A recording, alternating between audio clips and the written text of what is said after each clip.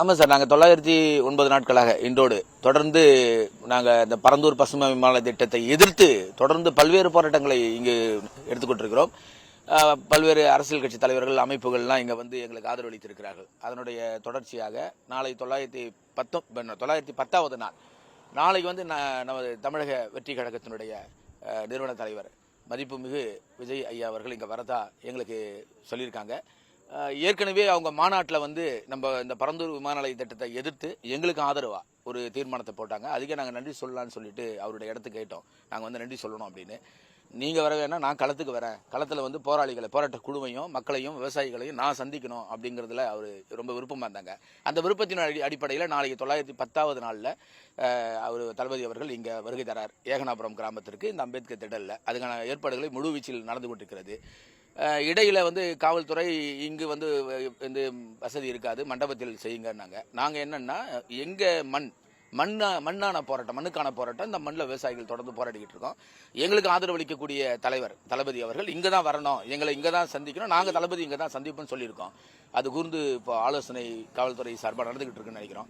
ஒருவேளை இங்கே அனுமதிக்க மறுக்கப்பட்டால் பரந்தூர் போராட்ட குழு மக்களோடு சேர்ந்து தமிழக வெற்றி கழகத்தினோடு சேர்ந்து உண்ணாவிரதம் இருப்போம்.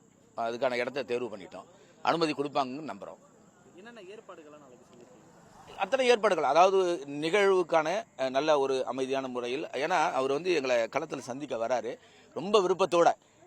எவ்வளவு நாட்கள் நாங்கள் வந்து ஒரு போராட்ட குழுவாக நாங்கள் உறுதியுடன் போராடி கொண்டிருந்தாலும் கூட ஒரு வலுவான ஆதரவாக நாங்கள் இதை நினைக்கிறோம். ஏன்னா மாநில அளவில் ஒரு பேசும் பொருளாக, ஒரு 2-3 நாட்களாக பேசும் பொருளாக அகில இந்திய அளவில் செய்தியாகி மாறிவிட்டது.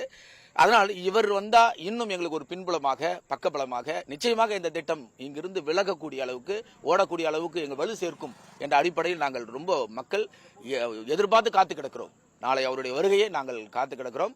நிச்சயமாக அவர் எங்களுக்கு முழுமையான ஆதரவு அளித்து திட்டம் இங்கிருந்து வெளியேறும் வரை எங்களுக்கு முழுமையான ஆதரவை தருவார் என்று நம்புகிறோம்.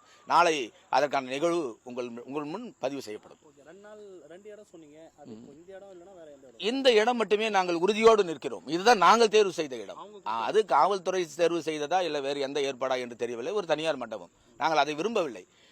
நாங்கள் போராளிகள், போராட்ட குழு இங்கு மட்டும்தான் தேர்வு செய்தது. இது எங்களுக்கான இடம், இது போராட்ட களம். இது போராட்ட அத்தனை நிகழ்வுகளும் நாங்கள் இங்கே தான் நடத்துகிறோம். உண்ணாவிரத போராட்டமோ இல்லை மற்ற அரசியல் கட்சி தலைவர்கள் வரும்போது கூட இந்த திடலில் தான் சந்திப்போம். ஆனால் இந்த திடல் தான் நாங்கள் சந்திக்க ஏற்பாடு செய்திருக்கிறோம். அதில் மாற்று கருத்தில்லை.